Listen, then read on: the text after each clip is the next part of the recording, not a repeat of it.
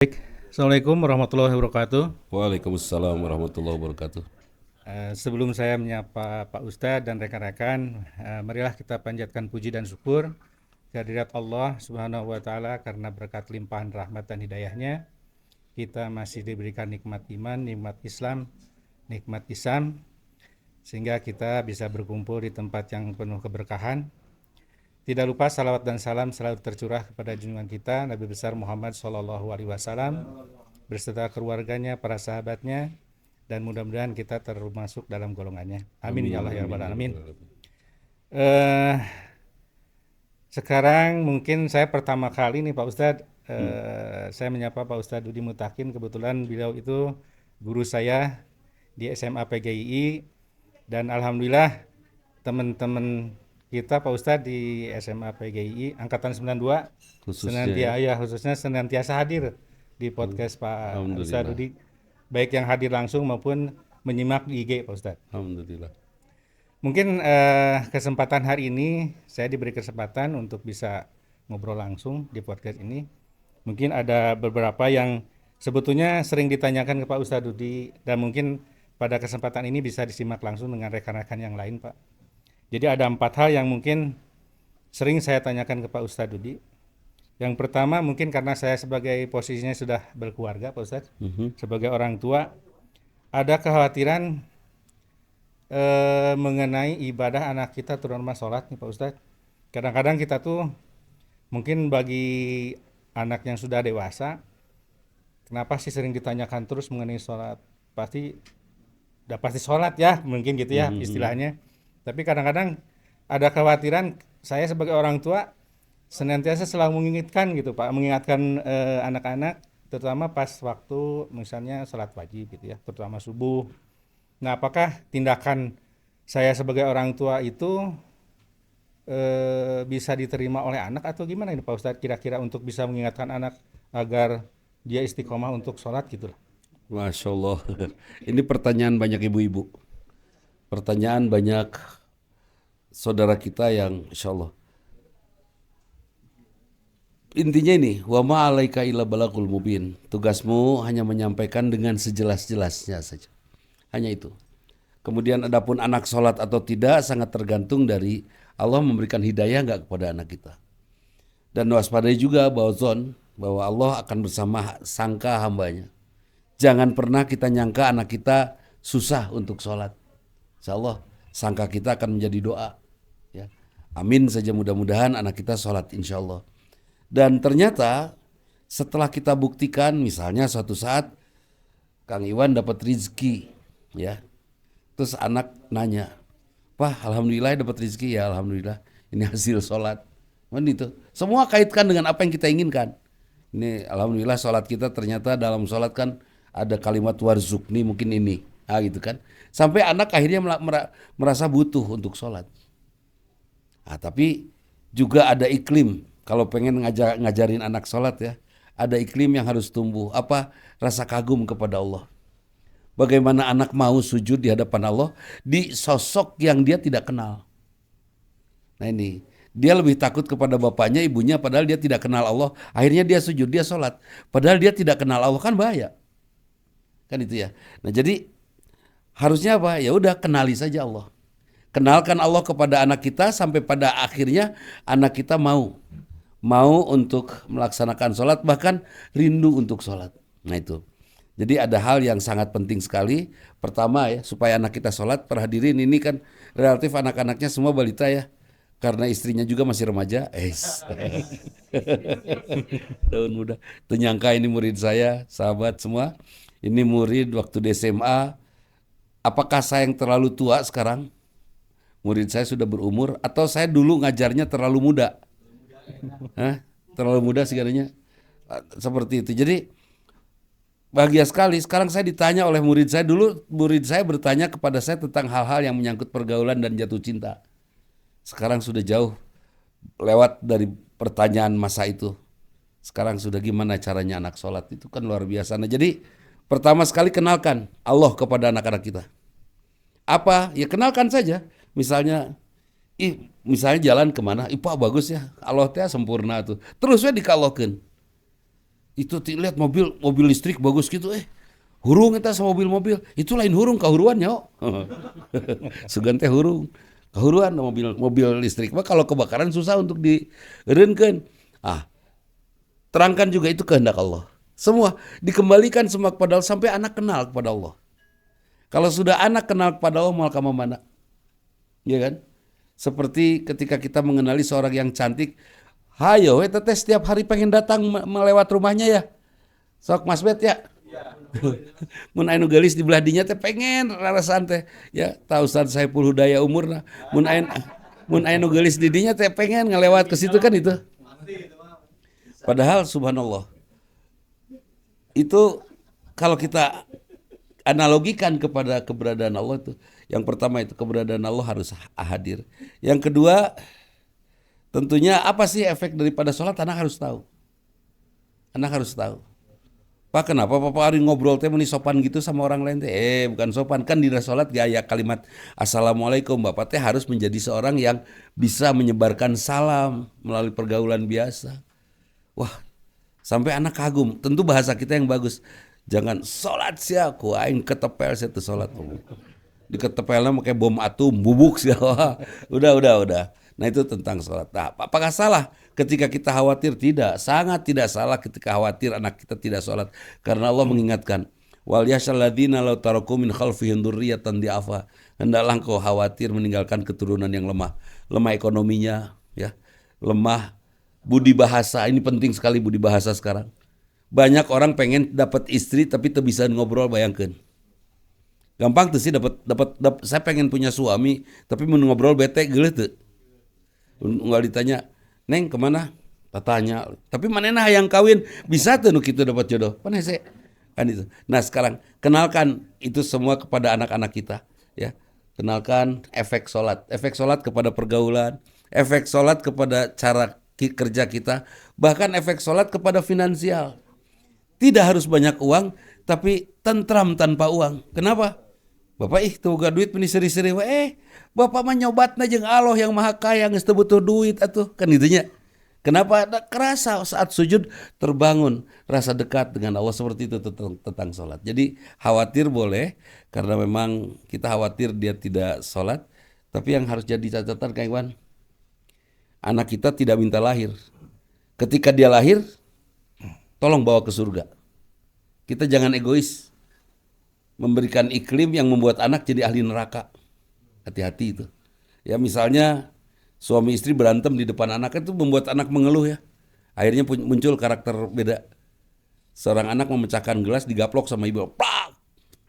Terus dia main sama adiknya, terus adiknya ngeganggu dia. Sebut saja lagi main apa? Dia kakaknya tuh oleh adiknya kelempar bantal, itu digaplok nanti adiknya. Terus adiknya juga kesal-kesal lagi main-mainan ini dialungkeun, ujungnya itu kan dari ibu yang tadinya ngegaplok anak terus. Nah itu jangan sampai terjadi itu. Jangan sampai terjadi.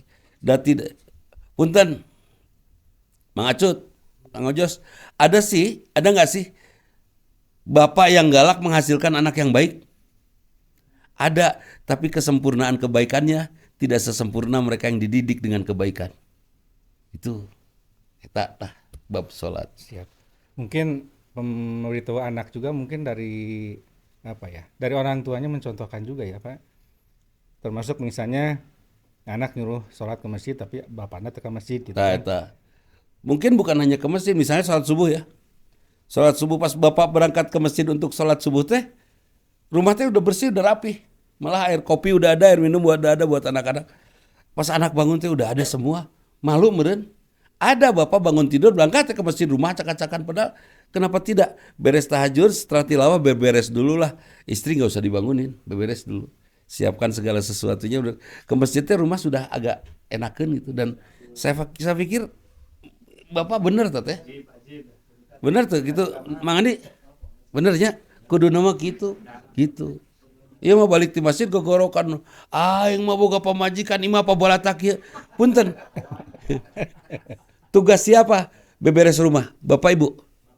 Bapak. Ibu mah dinikahkan sama saya untuk saya rawat. Sebagai amanat. Yang mahal, yang diamanatkan, yang menerima amanat. Yang diamanatkan matak diamanatkan ge mahal. Dan mun murah mah dipikeun kan itu. Artinya yang diamanatkan saya harus jaga itu. Amanah dari Allah itu. Iya kan? Jadi kalau istri tidak beberes, pantrang buat saya marah sama istri. Manya eta, ya Allah ya Robbi eta panci anger kene di luareun TV. Aduh. Misalnya, teu kudu meureun, kan itu ya. Karena apa? Bukan dia tugas beberes. Jadi sebelum ke masjidnya sudah rapi semua baru berangkat. Itu. Jadi prepare sebelumnya, apalagi di usia Dika ya, usia pensiun. Ya, di usia pensiun udah rapi semua karena banyak waktu kan, seperti itu. Jadi contoh itu tidak selalu saja contoh ke masjid dan berangkatnya, sholat dan berangkatnya gitu kan. Tapi juga dengan karakter yang hadir. Kita nggak usah galak beberes, weh. Terus sudah beberes teh anak ngabalatakeun deui, marah jangan. Asa nggak usah ya. Beresan deui weh. Itu kakek saya itu. Pun Aki yang di Natawijaya. Itu kalau dia udah beberes nyimpenan buku, saya kan tukang maca buku, burudulkeun deui teh. Burudulkeun deui. Jeung saya tidak nyimpen lagi di tempatnya. Eta teh diberesan deui ku mama teh. Itu kan luar biasa itu. Tanpa marah dong. Aki urang teh, aki saya dengan akina Mang Andi sama.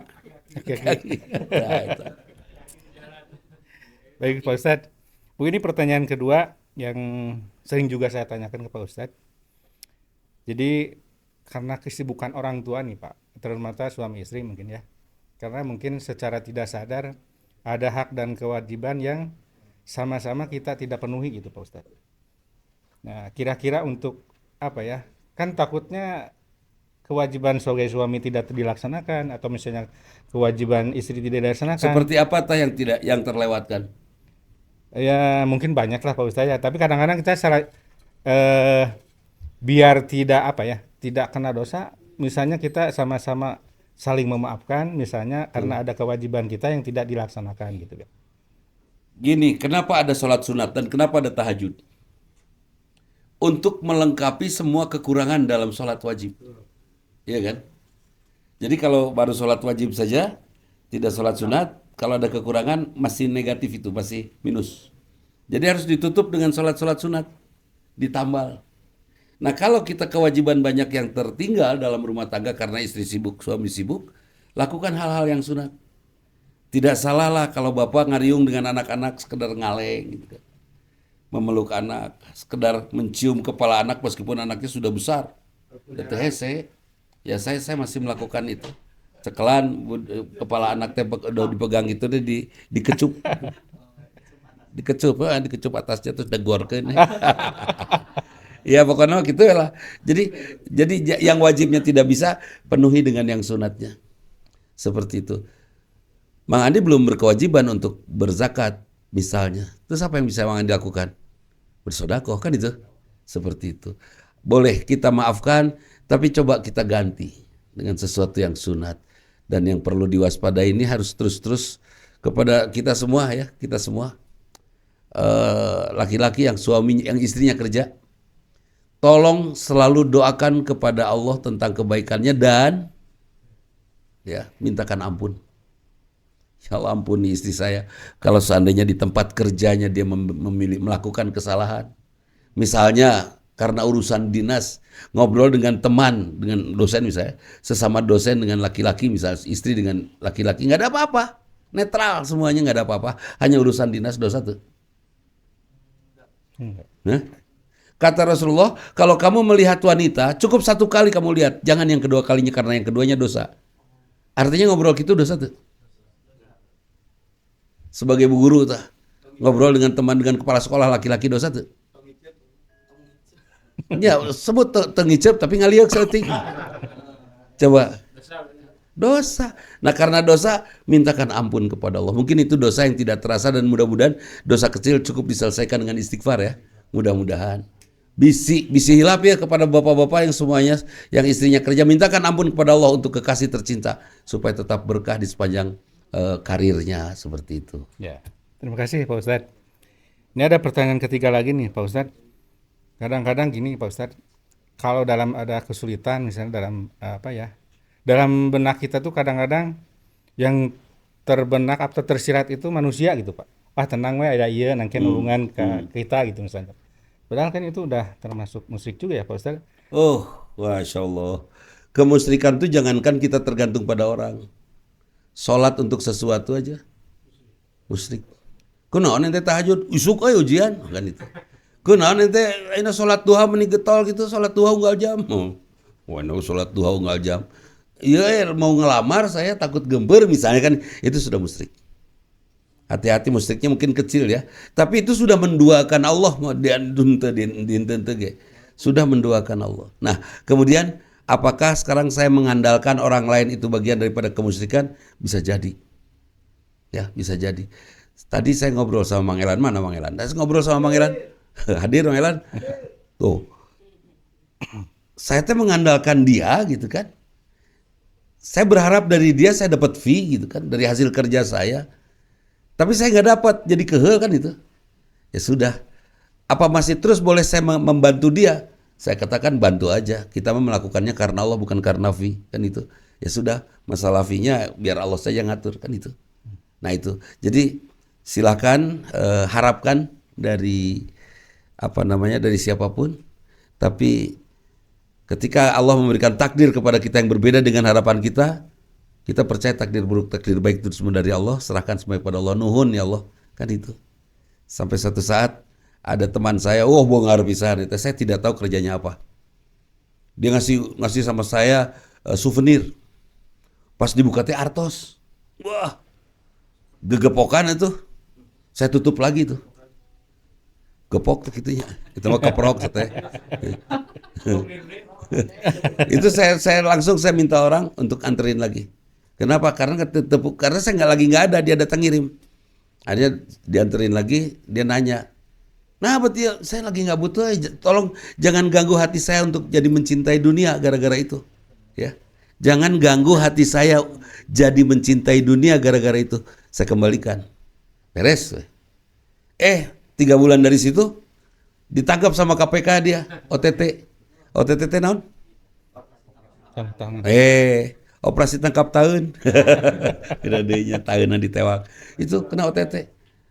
Itu saya bersyukur sekali. Semua yang tersangkut sama dia ditanya. Artinya keburukan, kalau saya sebut keburukan yaitu sebut saja uang hilang ya. Itu adalah kebaikan untuk saya dari Allah, seperti itu. Jadi boleh berharap kepada siapapun, tapi tetap ketika dapat takdir dari Allah apapun bersyukurlah karena Allah pasti memberikan yang terbaik. Terus kadang-kadang gini Pak Ustadz, padahal kekhawatiran, kegelisahan itu kan belum terjadi nih Pak Ustadz, tapi menjadi kepikiran gitu. Malah ya itu yang saya sempat menyinggung Pak Ustadz, asa jadi darah tinggi wae karena memikirkan ya belum terjadi gitu Pak Ustadz. Eta hati-hati nih teman-teman, jangan pengen tidak darah tinggi sing jangkung. Nu pondok darah tinggi mah. Nah itu Ustad Adi aya kene Ustad Adi aya kade ta darah tinggi. Nah itu jadi pondok pan saya eta. Ya dia teh sekelas sama saya kebiasaan gagalantungan, saya gugulutukan gitu hasil. Nah jadi betul kita berharap ya kepada orang, akhirnya jadi tekanan darah yang tidak normal, tidak sehat. Nah kita hindarkan itu. Kenapa ya? Mengharapkan yang belum terjadi mah betul. Ada kekhawatiran kepada yang, kalau yang sudah terjadi khawatir atau menyesal? Menyesal. Itu beda bahasanya. Kalau khawatir pasti belum terjadi. Terus apa yang perlu dikhawatirkan? Ternyata seorang yang khawatir itu hadir dari seorang yang sholatnya harus dipertanyakan, sodakohnya. Aqimis sholah wa atuz zakah, kan? Dirikan sholat, bayarkan zakat, infak, sodako. Kalau ininya belum pas, belum, Pak Iwan udah apalanya sodakona sudah tidak perlu kita bicarakan. Tapi klek gitu tah. Sesuai nggak dengan rege-rege puzzle-nya? Tek. Kalau pas, insya Allah sudah tidak akan ada takut lagi, tidak akan ada khawatir lagi. Ini Kang Iwan, saya punya madrasah. Di madrasah saya ada guru. Bayaran honor untuk guru tanggal 25. Kira-kira saya tegang dari tanggal berapa? Hah? Di tanggal hiji kene kan? Enggak, saya tegang 5 hari sebelum tanggal 20. Jadi tanggal 15 sudah mulai deg-deg flash, kepikiran teh. Aduh, kabayar moal kan itu ya. Dan alhamdulillah saya selalu ada uang bayar. Itu bayaran itu tanggal 25, tapi selalu saya bayar tanggal 20. Itu ngemplong itu. Alhamdulillah saya tidak khawatir. Kenapa? Da buktina unggal bulannya kabayar. Kabayang 24 tahun itu. 24 tahun kali 12 ora. Sakitu. Kabayang tuh kalau sakitu kali saya mikir kira-kira udah stroke belum? Udah. Nah, saya tuh mikiran urusan Allah lah. Tapi nanti guru-guru tidak dapat makan, apalagi ku Allah dicabut nyawa, beres lah. Dan nu Allah kan itu. Kenapa harus riweuh gitu tah? Ente kan. Kayak maot tah. Ya. Siap Pak Ustadz. Mungkin ini pertanyaan terakhir karena ini juga pertanyaan-pertanyaan ini dikumpulkan dari teman-teman nih Pak Ustadz. Jadi pertanyaan terakhir mungkin nanti dilanjutkan pertanyaan teman-teman Pak Ustadz. Jadi yang pertama mungkin ini Pak Ustadz, ada kekhawatiran karena dalam ibadah itu kan memang harus sesuai ya Pak Ustadz. Ada kekhawatiran mungkin ibadah kita sebelum tahu ilmunya mungkin diterima atau tidak gitu Pak Ustadz. Termasuk masalah wudhu aja ya. Karena mungkin sebelumnya kita tidak tahu ilmunya, ya wudhu. Ya, pan harita Kang Iwan unggal wudhu teh gejebur beres karena bakse teh beres. Termasuk masalah sholat juga. Ternyata kan membaca Al-Fatihah juga harus sesuai, harus betul gitu ya.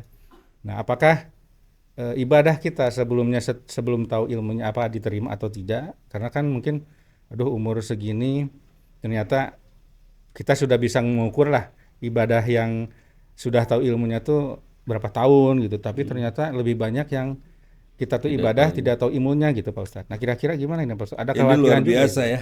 Ada seorang sahabat Nabi, dia tidak pernah sholat tapi masuk surga.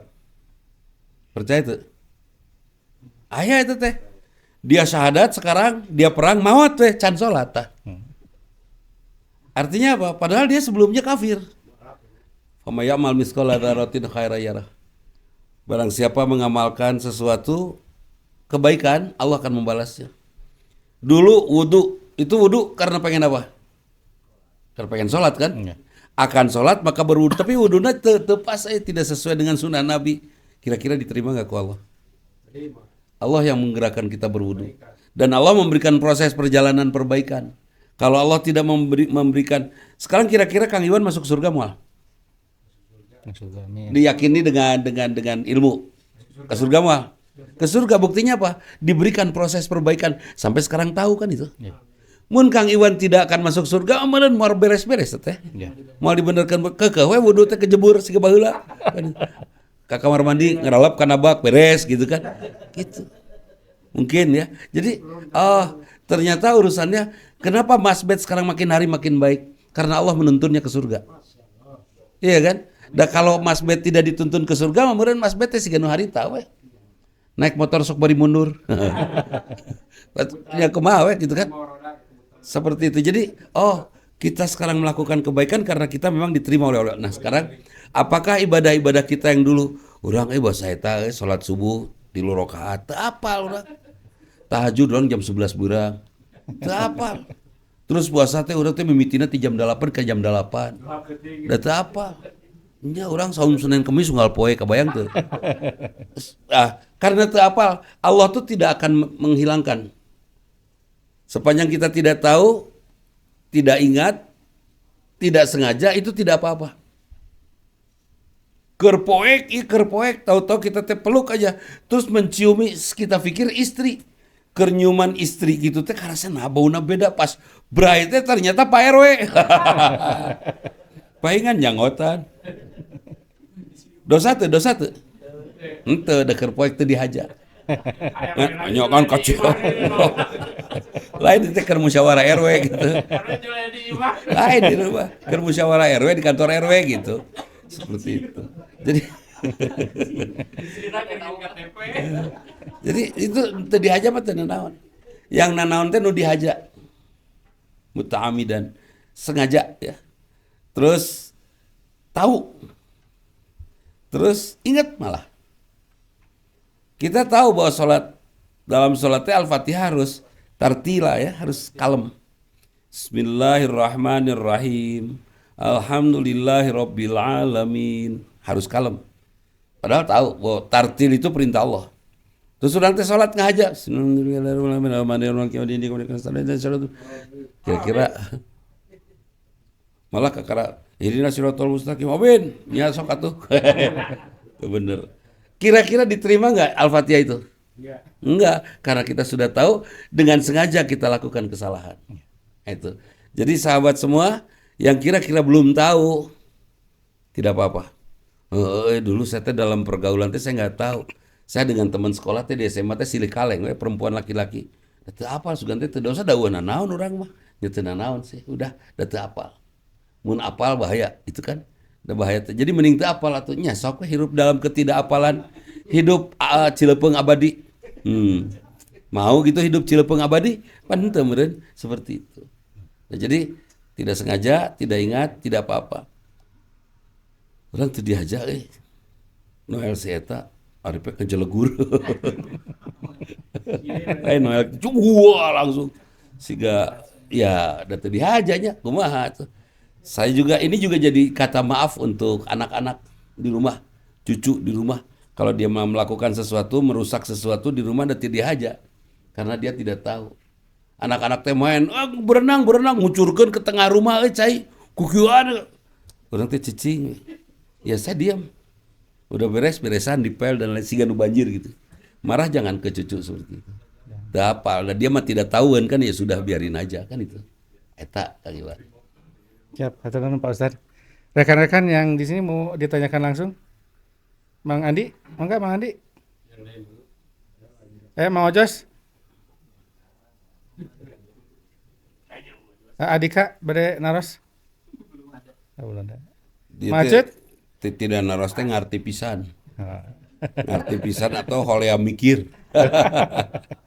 Holea mikir jadi we teu nanya. Kalau bab menolong maksudnya misalkan ingin menolong tapi teu mampu gitu. Kadang punya perasaan kumaha carana gitu. Itu gimana tuh? Ketika pengen menolong itu sudah kebaikan. Dan kita tidak mampu menolongnya, misalnya dia butuh uang 10 juta dan nggak ada, kumahanya. Misalnya ya udah bab uang. Ya sudah, bantu dia dengan doa. Ya, maka itu memiliki pahala yang sama dengan bantu dia daripada meminjamkan uang. Saya lebih menyarankan kalau ada orang pinjam uang jangan dikasih. Riweuh nagih. Ya kaiji. Nu kadua jadi musuh. Wah, sedang pinjamnya subuh meni. Kang punten beuh. Siga nu pangsangsarana sadunya. Pas giliran ditagih pang premana sadunya pan rudet tah. Ya mending ulah. Hah? Kadang boga ilmu. Ilmu naon hari teh nu ceuk Sarceng teh? Sugih. Susah ditagih.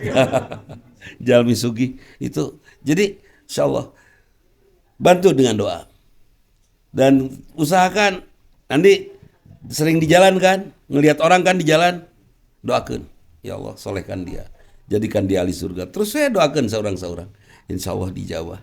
Kalaupun tidak dijawab untuk mereka, doa itu untuk kita. Kan itu. Customer teh pernah nya gitu kan anu tukang hilap teu mayar nu kasang aja gitu nya. Pas ditagih teh tapi digorowokeun, "Bu, acan mayar." Anu ya pas diikhlaskeun. Kumaha? Dia teh naik motor kita Gojek. Terus pergi aja ibu-ibu, tong ditanya, bisi balik deui mayar ku daun. bisi. Jadi udah, Bu, tacan mayar ngaleos ya sudah, mangga mudah-mudahan berkah insyaallah. Ketika kita dizolimi oleh teman dalam bab finansial Kang Elan ditipulah oleh teman misalnya sampai kehilangan uang 50 juta misalnya. Udah jangan marah karena 50 juta itu sedang Allah simpan di kasnya. Di kasnya Allah untuk suatu saat akan Allah berikan kepada kita saat kita butuh. Itu. Jadi mun aya customer seperti itu langsung kepada Allah doakan, ya Allah ampuni dia, jangan biarkan dia mendapatkan dosa dari apa yang dia lakukan hari ini. Ya, itu aja udah. Insya Allah digentosan ku Allah. Paling tidak digantian ku capek. Ya. Ku kesang. Oh, eta teh kesang teh ngahaja ngaluarkeun hese. Ada orang yang susah keluar kesang, aya itu. Sireum tah hese keluar kesang ningali sireum push up hese itu ngesang-ngesang itu. Aya olahraga nu teu kesangan ieu mah Naon? renang.